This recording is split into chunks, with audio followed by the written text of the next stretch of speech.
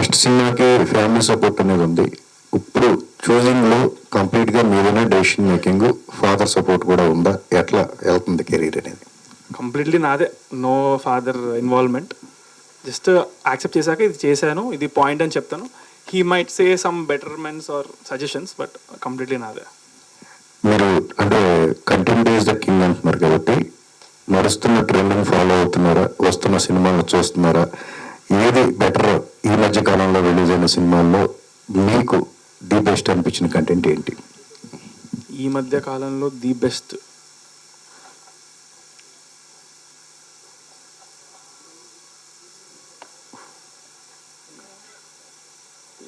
Little hearts అయితే out and out comedy అది. So comedy అనేది నేను అప్పటికప్పుడు నవ్వి అలా వదిలేస్తా. So I'm not able to tell the best అన్నట్టు. I enjoyed a lot little hearts, that I can say. ఈ మధ్య కాలంలో బెస్ట్ అంటే ఉంటే అబ్బా సడన్గా గుర్తు రావట్లేదు స్పాట్లో పెట్టిస్తే. అంతా ఉంది టీం కదా, ఎట్లా సపోర్ట్? మీకు ఒక డౌట్ వస్తే దాన్ని క్లారిఫై చేయడానికి మీ బ్యాక్ ఎండ్ ఎవరున్నారు ఏంటి? ఇది ఈ వర్క్, ఈ మా టీం వర్క్ అయితే మేము కంప్లీట్గా యంగ్స్టర్స్, నో పెద్ద సపోర్ట్ పిల్లర్స్ లేకుండా మేమే చేద్దాం అన్నట్టుగా చేస్తున్నాం అనమాట. సో యాటిట్యూడ్ స్టార్ అనేది మీకు ప్లస్ అయిందా మైనస్ అయిందా కెరియర్కి? ఇప్పుడు అది నేను తీయాలనుకున్నా అది పోయేది కాదు.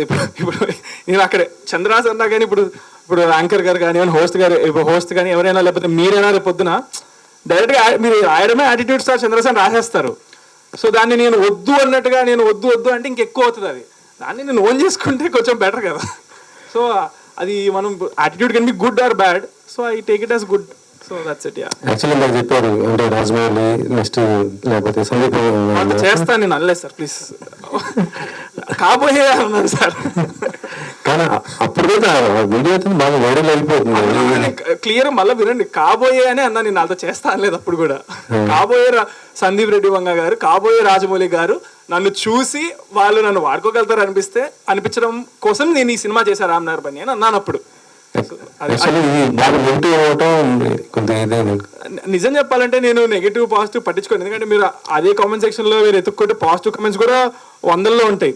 అండ్ ఒక వీడియోకి లైక్స్ అనేది చాలా ఉంటాయి కదా, అలా లైక్ చేసేవన్నీ కూడా పాజిటివ్ కింద తీసుకోవాలి సార్. సో మనం ఇప్పుడు ఒకడు ఏదో అన్నాడు కదా అని చెప్పి నేను దాని గురించే పట్టుకొని ఆలోచించి నేను ఏ పని చేయకుండా కూర్చుంటే అప్పుడు నిజంగా వాడు సక్సెస్ అయినట్టే.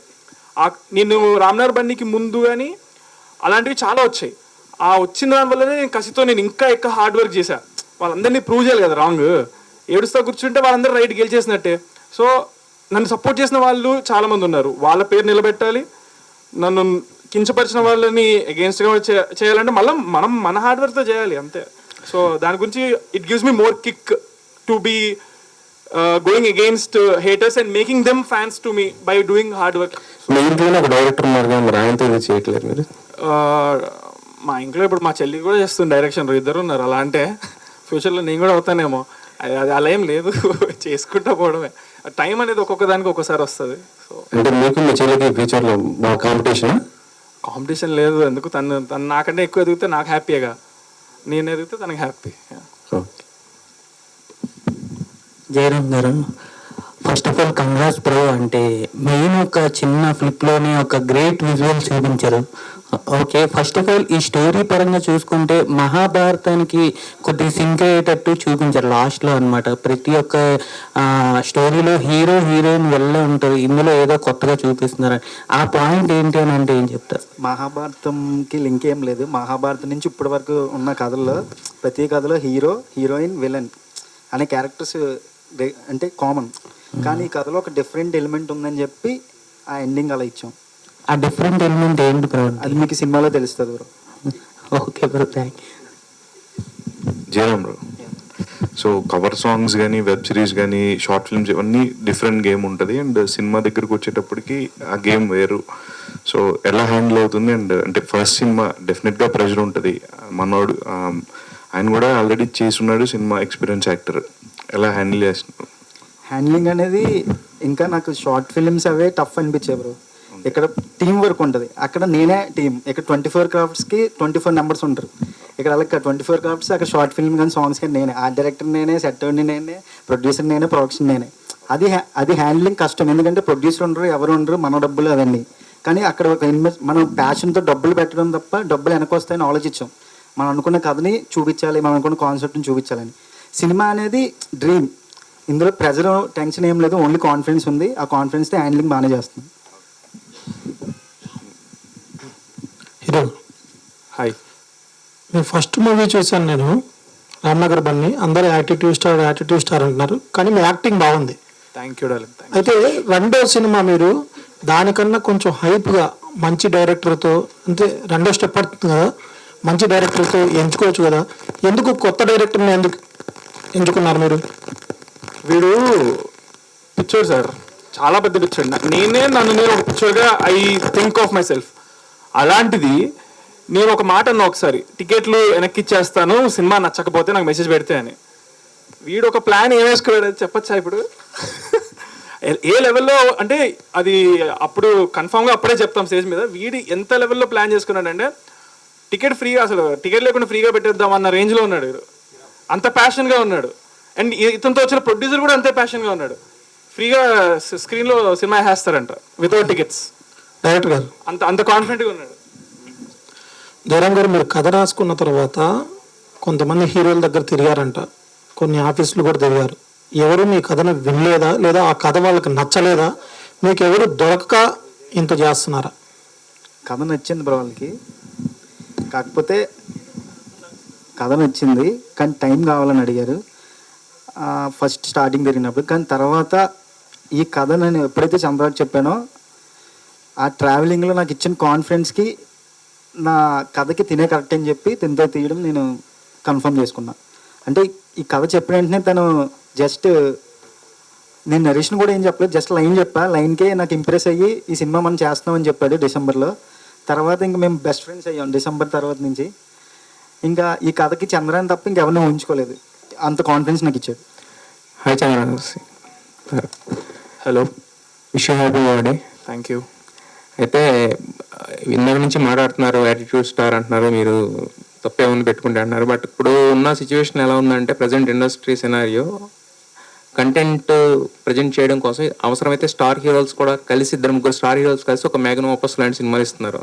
సో ఈ టైంలో అంటే ఓన్లీ మీరు హీరోగా ప్రొజెక్ట్ అవ్వాలనుకుంటున్నారా, లేదంటే ఒక యాక్టర్ కింద ప్రొజెక్ట్ అవ్వాలనుకుంటున్నారా? అంటే ఏదన్నా ఒక సపోర్టింగ్ రోల్స్ లాంటివి వస్తే చేస్తారా, లేకపోతే ఓన్లీ హీరో అనే ట్యాగ్ లైనేనా? My goal, why I'm working, what I'm doing, ఇది నేను జాబ్గా తీసుకుని చేస్తాను to entertain people. Hi. So entertain people. So entertainment అది ఏ రూపంలో నేను ఇచ్చినా I'm happy to do it. In fact నాకు ఇదంతా కొంచెం బోర్ కొట్టి యూట్యూబ్ చేయాలనుకున్నాను అనుకో, ఫిక్స్ అయ్యాను అనుకో, రేపు నేను వ్లాగ్స్ చేస్తానేమో, ఇన్స్టాగ్రామ్ కంటెంట్ క్రియేటర్ అవుతానేమో, రీల్స్ చేస్తానేమో, ఏదేం చేయొచ్చు. నా ఎండ్ ఆఫ్ ద డే నా గోల్ ఏంటంటే టు ఎంటర్టైన్ ఆడియన్స్. సో ఇప్పుడు ప్రస్తుతానికి అయితే I'm able to entertain them in my opinion మ్యాక్సిమమ్గా as doing a lead role or been a main lead of the ప్రాజెక్ట్లో చేస్తే కొంచెం ఎక్కువ ఎంటర్టైన్మెంట్ ఇవ్వగలుగుతానని నేను అనుకుంటున్నాను. సో అదనమాట. అదిగా నేను అడిగే క్వశ్చన్ ఏంటంటే, బేసిక్గా ఎవరైనా కూడా ఇప్పుడు కంటెంట్ క్రియేటర్స్ కూడా ఇక్కడ నుంచి స్టార్ట్ అయ్యి ఇప్పుడు జర్నీ అనేది సిల్వర్ స్క్రీన్ ఉంటుంది. అదే వాళ్ళు ఇక్కడ నుంచి అక్కడికి జర్నీలో చూస్తున్నారు, కానీ ఎలా అనుకోవట్లేదు. I have to just entertain audience అనుకుంటున్నాను. రైట్ నో నాకు ఇందులోనే ఎక్కువ స్కోప్ దొరుకుతుంది ఇలా చేయడానికి. ఇందులో నాకు స్కోప్ దొరకలేదు అనుకోండి, నేను రీల్స్ చేసుకుని ఎంటర్టైన్ చేస్తాను. నాకు ఐ జస్ట్ వాంట్ ఎంటర్టైన్. ఒక 10 మందిని నవ్వించడమో, వాళ్ళు ఒక ఇమోషన్ గట్టిగా ఫీల్ అయ్యి గూస్ తెప్పించడమో, లేదా ఏడవడమో, ఏం చేసినా ఎంటర్టైన్ చేసినట్టు కింద లెక్క అనమాట. So that I want do. This is the best platform or the thing to be doing right no in my position. So అలా. అయితే ఒక హీరోని హీరో కింద యాక్సెప్ట్ చేసి మన కంటెంట్ ఈస్ ద కింగ్ అనేది ఒప్పుకొని తీరాలి. బట్ కాకపోతే ఏంటంటే, ఇప్పుడు మీరు లిటిల్ హార్ట్స్ మాట్లాడినా, ఇంకో సినిమా మాట్లాడినా అవన్నీ కూడా ఏంటంటే ఒక లైటర్ వెయిన్లో ఆడియన్స్ ఫస్ట్ ఎంటర్టైన్ చేస్తాయి. మీరు అన్నట్టే ఏది నవ్వించడమే ఎంటర్టైన్మెంట్ అనేది ఎక్కువగా ఉంటుంది. దాని తర్వాత ఓన్ చేసుకున్న తర్వాత హీరో ఎలాంటి సినిమా చేసినా కూడా ఆ హీరో కదా ఎలాంటి సినిమా చేసేయడం వస్తుంది. బట్ మనం ఫస్ట్ రావడమే కొట్టేస్తాం గుద్దేస్తాను అనే లాంటివి చేస్తే కనుక అది ఎంతవరకు రీచ్ అవుతుంది అనుకుంటున్నారు, ఎంతవరకు ఎంటర్టైన్ చేయగలనుకుంటున్నారు? అదే ఆ కొట్టేస్తాను గిట్టేస్తాను అనేది నేను కావాలని పెట్టుకుంది అయితే మీరు ఆ క్వశ్చన్ అడగాలి. బట్ ఎవరైతే నాతో చేయాలనుకుంటున్నారు, ఇప్పుడు మనోడు స్టోరీ రాసుకున్నాడు, he put those things, not me కదా. నాకు ఇది కావాలి, అది కావాలి, నేను ఇలా చేస్తానంటే అది అప్పుడు ఆ క్వశ్చన్ నాకు వర్తిస్తుంది. బట్ ఆ క్వశ్చన్ నాకు వర్తించదు. బట్ స్టోరీ ఫైనలైజ్ చేసేది ఆయన నచ్చింది నాకు. నా ప్లేస్ లో ఎవరైనా చేయాల్సిందే కదా, అది నేను చేస్తున్నాను అంతే. ఓకే, అంటే ఆయన ప్రజెంట్ చేసే మిమ్మల్ని కదా స్క్రీన్ మీద. అవును, I like it, so I accepted it. So he is doing it. He also thinks I'm the perfect for it, so we're doing it. Yeah. Director గారు, కాయిన్ అంటే కాయిన్కి టూ సైడ్స్ ఉంటాయి కదా, సినిమాలో కూడా ఆల్రెడీ డెలివరీ బాయ్ చేస్తున్నాడు, delivery boy కాకుండా ఇంకా వేరే ఏదైనా ఉంటారా అని ఏజెంట్ అలా డిఫరెంట్ వేరియేషన్స్ ఉన్నాయి బ్రో ఇందులో. ఎన్ని వేరియేషన్స్ ఉన్నాయి? 3. 3. ఎలా ఉంటుంది అంటే స్టోరీ ఓన్లీ సస్పెన్స్ థ్రిల్లర్ గానే ఉంటుంది, ఎలా ఉంటుంది? Completely suspense. కాలేజ్ నుంచి స్టార్ట్ అవుద్ది కదా, అక్కడి నుంచి కొంచెం డిఫరెంట్ ఒక యూనివర్స్లో కూడా ఎండ్ అవుద్ది స్టోరీ. అది ఎందాక మనం ఫ్లిప్లో చూసాం కదా, ఆ ఏలియన్ ఎందుకనేది కూడా ఉంటుంది కథలో. ఓకే, ఏలియన్ వరకు వెళ్తుంది. ఓకే, ఇంకోటి గ్లిమ్స్లో చూస్తే 5 రూపీస్ కాయిన్ 2003 అని ఉంది, ఇక్కడ 13 ఉంది. 3 నుంచి 13 వరకు జరిగే స్టోరీ.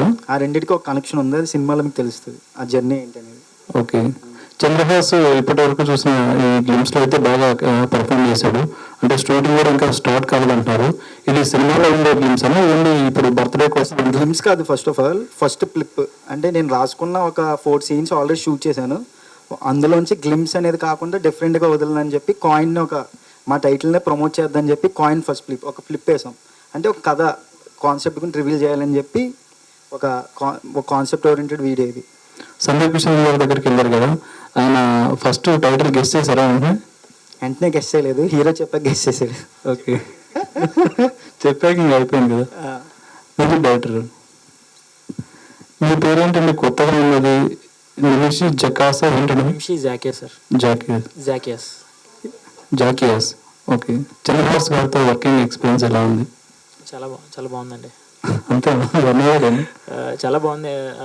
విషయం ఏంటంటే జయరామ్ మేము ఎప్పటి నుంచో ఫ్రెండ్స్ కదా. ఒక 5 days బ్యాక్ జయరామ్ ఫోన్ చేసి, అంటే ఆల్రెడీ ముందు నుంచే మాట్లాడుకున్నాం, ఇలా గ్లిమ్స్ వస్తుంది, ఇలా ఒక ఫిక్స్డ్ డేట్ అనుకుంటున్నాము అనేసి అన్నట్టుగా. డేట్ నాకు చెప్పలే యాక్చువల్లీ, ఇది ఎప్పుడో జరిగింది యాక్చువల్లీ 3 months. కానీ ఫిక్స్డ్ డేట్ బర్త్డేగా అని అనుకోలేదు మనోడు. మామూలు గ్లిమ్స్ ఒక ప్రాపర్ టైమింగ్కి రిలీజ్ చేయాలని. కానీ దగ్గరగా వచ్చిన తర్వాత మనోడు వెంటనే గ్లిమ్స్ మన బర్త్డేకి అన్న బర్త్డేకి రిలీజ్ చేయాలి అని చెప్పేసి, ప్రజెంట్ చేయాలి అన్నకే ఒక గిఫ్ట్గా అని చెప్పేసి నా ఒక 5 days ముందు నా దగ్గరికి వచ్చాడు అనమాట. 5 days ముందు వచ్చి నాకు ఫోన్ చేశాడు. ఫస్ట్ ఇలా చేయాలంటే నాకు ఫుటేజ్ యాక్చువల్లీ వాస్తవం చెప్పాలంటే 2 days బ్యాక్ పంపించాడు నాకు ఫుటేజ్. 2 days బ్యాక్ పంపిస్తే స్టోరీ ఆల్రెడీ ముందే చెప్పాడు. నేను సౌండ్ ట్రాక్ ప్రిపేర్ చేసుకున్నాను, కానీ నేను ప్రాపర్గా నాకు ఫుటేజ్ చూడకుండా నేను ఏం చేయలేను. 2 days ముందు పంపిస్తే నేను వెంటనే hard work Chandrahas brother and Jayaram ముగ్గురు కలిసి sit in studio and we prepared the glimpse. Okay, బాగుందండి. నేను ఒక 2 days వర్క్ చేసి మనం గ్లిమ్స్ రెడీ చేసామండి. ఓకే, సూపర్, బాగుంది. All the best. Thank you అండి.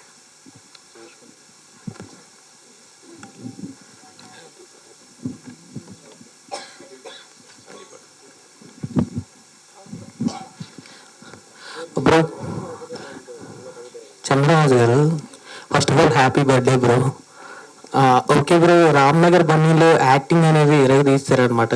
ఇప్పుడు ఈ కాయిన్ విషయానికి వస్తే మీకు స్పెషల్గా నచ్చిన పాయింట్ ఏది బ్రో? అంటే ఇప్పుడు బ్లేడ్స్, బుల్లెట్స్ ఇవన్నీ ఈ స్టోరీ అనేది ఇంతకు ముందు తెలిసిందే మనకు, కొంతవరకు యూట్యూబ్లో ఇవన్నీ చూసామన్నమాట. అది కాకుండా మీకు నచ్చిన పాయింట్ ఏదైనా అంటే ఏం చెప్తారు? అదే ముఖ్యంగా వచ్చేసి నాకు మా జయరామ్ మీద నమ్మకము. అతను ఇంతకుముందు తీసినవి నేను చూసి ఇంప్రెస్ అయ్యాను. సో ఫస్ట్ అక్కడే మార్క్స్ నా దగ్గర కొట్టేశాడు.